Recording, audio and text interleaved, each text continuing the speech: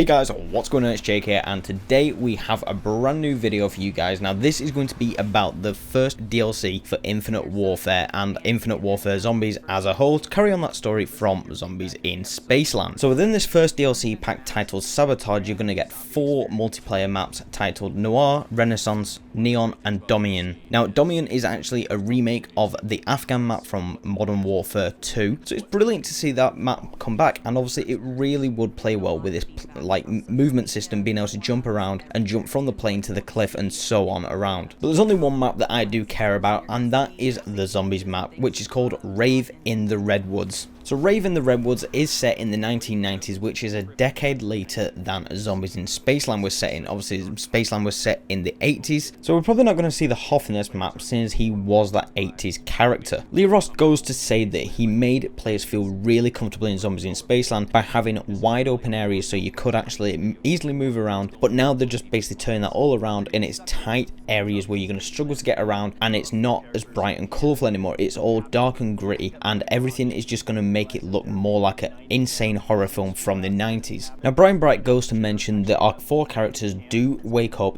in a cabin in the middle of the woods, so the cabin more than likely is going to be our starting room for the map, and that is going to be our starting point. We're going to just appear in the cabin, probably from just teleporting in there by will of Wyler, more than likely exactly the same as Spaceland. We just get pulled into the map. There looks to be a sort of trap outside of one of the cabins that will act similar to the disco trap that was in Zombies in Spaceland, but it's just going to turn more of a ravey sort of aspect inside the woods, and it's going to turn on a load of neon lights inside of that area. Can't see what this trap is called since they have actually covered up the name that is shown when you go up to activate the trap, so unfortunately we don't know what it's going to be called just yet. We're also going to be getting some new melee weaponry inside this map. Now this could very well be our starting weapons that we get, seeing as they are shown around the area, and these can be ranging from a baseball bat with a load of nails into it, a golf club 9-iron, or even a axe. So along with the new weapons, there's also going to be some new Fate and Fortune cards. Now hopefully that's going to be free cards and also the paid cards, just exactly like Tryout did with the last 2 DLCs, where they give you a free gobblegum as well. Our characters will also be looking different within this map. Obviously they can't keep that 80s style, they need to be more modernized, they need to move into that 90s era within their clothing range. So along with actual new weapons, Fate and Fortunes, they're also going to be seeing new looking characters. Along with our characters getting a wardrobe change, we're also going to be seeing a new character within this map. He's called the Slasher. Now this sort of thing reminds me of from the multiplayer map Fog on Ghosts, where you could unlock the specialist of Mike Myers. Now obviously this sounds very similar to that. Now the Slasher could also just be replacing, for example, the Brute or the Clowns. It could just be replacing something as simple as that, or it could be like from Call of the Dead, where George is just randomly roaming around the map all the time, and here's something that just appears then and just does whatever he wants. Even exactly the same as the astronaut on Moon, he just appears and wants to do one objective, which is to slow your progress down. Now unfortunately there's not much to take from this trailer, as it is only a preview trailer and not a full in-depth trailer. Now hopefully we'll be getting more as we get into January, because this DLC will be launching on the 31st of January, and we can't wait for more information about Rave in the Redwoods, as it looks like an amazing map. So hopefully you guys do enjoy this video. If you do, please leave a like and also subscribe if you are new around here. Thank you and goodbye.